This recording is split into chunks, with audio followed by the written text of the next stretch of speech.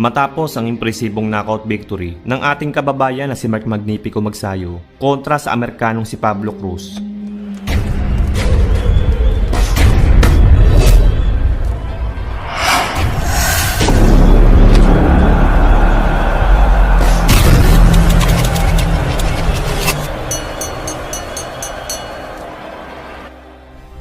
Apat na buwan lamang ang nakalipas ay sunod naman itong nakasagupa ang Mexican slugger at knockout artist na si Julio Polito Ceja para sa isang world title eliminator bout. Ang magwawagi sa labang ito ay siyang magiging rank number 1 contender ng nooy WBC featherweight champion na si Gary Russell Jr. Hindi basta-bastang fighter ang makakalaban ni Magsayo na si Ceja mga brad, sapagkat may pambihirang knockout power din ang Meksikanong ito. Sa katunayan, sa panimula ng karera nito bilang isang professional boxer, ay nakapagtala na agad ito ng 18 sunod-sunod na panalo, na lahat ay puro knockout. At ang matindi pa dyan mga brad, ay karamihan sa mga knockout win nito ay puro sa first round. At yan po ay nangyari sa loob lamang ng 4 na taon, mula taong 2009 hanggang 2012. Bukod dyan mga brad, ay dati na din itong naging world champion. Taong 2030 nang masungkit nito ang bakanting WBC Silver Bantamweight title kontra sa kapwa Meksikano na si Juan Jose Montes via 10th round technical knockout. Se da las armas y con la derecha y izquierda incesante sorprendiendo a Cookie, con ese izquierdazo se está terminando. At 2015 naman, nang maagaw nito ang WBC Interim World Super Bantamweight title sa isa pang Meksikano na si Hugo Ruiz sa loob lamang ng 5 round.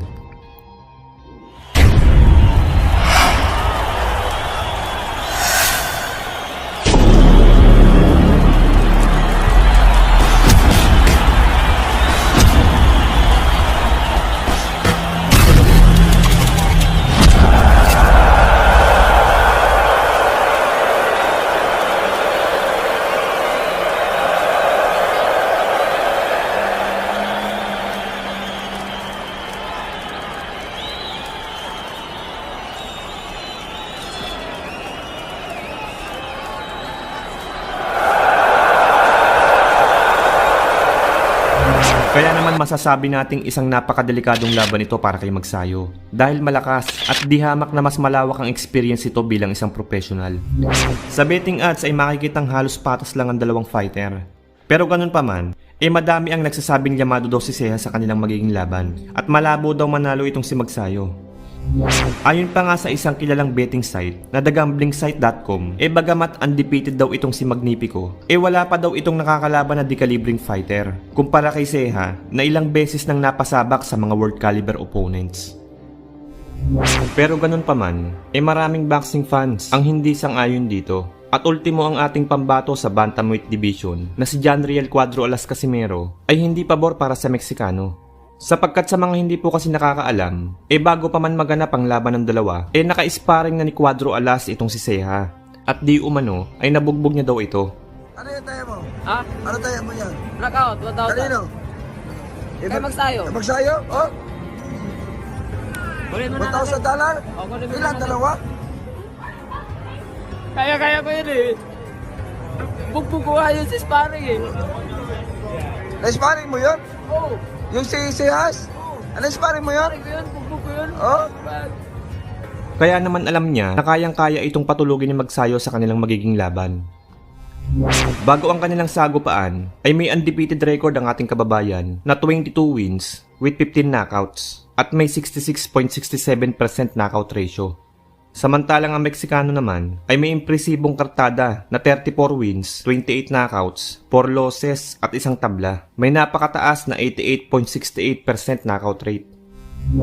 Ang kanilang laban ay ginanap sa T-Mobile Arena, Las Vegas, Nevada, USA, kung saan ang main event dito ay ang sagupaang Manny Pacquiao versus Yordenis Ugas. Sa mismong laban, unang round pa lang ay naka-score na agad ng knockdown si Magsayo matapos sumapul ang isang left hook sa mukha ng Meksikano.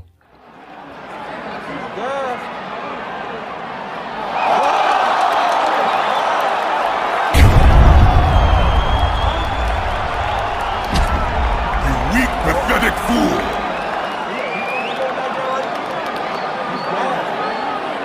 Subalit matigas din talaga ang mukha nitong si Ceja mga brad. sapagkat imbis na umatras matapos bumagsak ay tila lalo pa itong lumakas at ginanahan sa laban.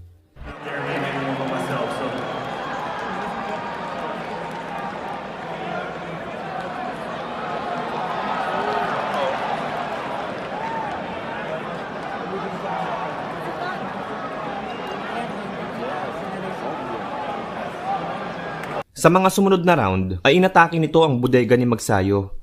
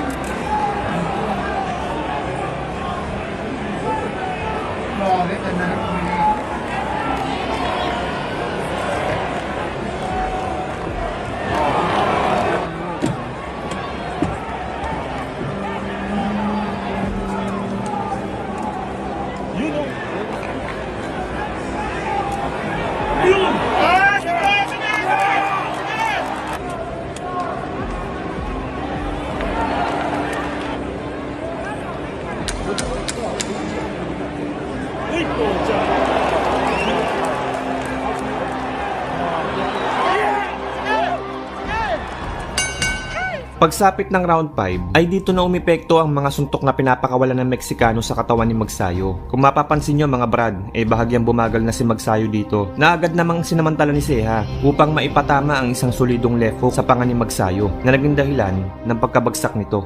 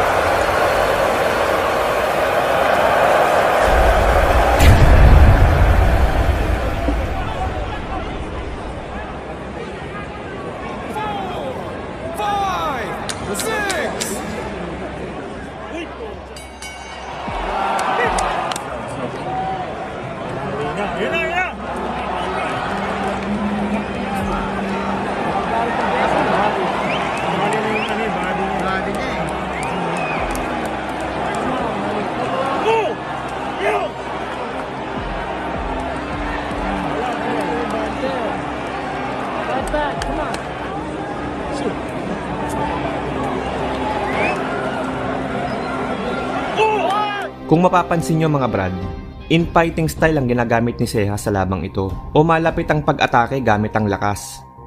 Sobrang epektibo nito para ma-set-up ang body shot sa katawan ni Magsayo. Kaya naman pagdating na round 7 ay dito na nakaisip ng malupit na adjustment ng legendary coach na si Freddy Roach upang basagin ang opensa ni Ceja. At dito nga ay sinabihan niya si Magsayo na sa susunod na round ay gamitan niya ito ng clinch o pagyakap sa tuwing papasukin ng Meksikano si Magsayo. At dahil nga po sa discarding ito ni Magsayo ay unti-unti na siyang nakabawi sa laban.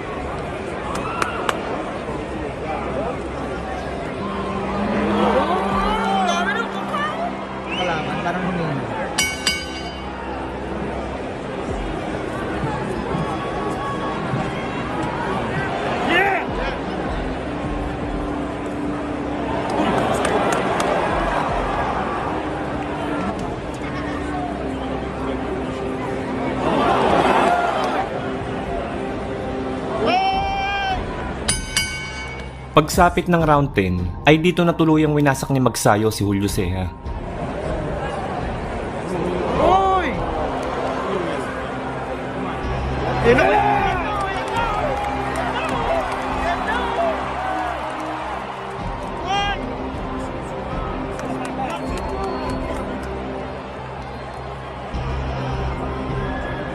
Finish him!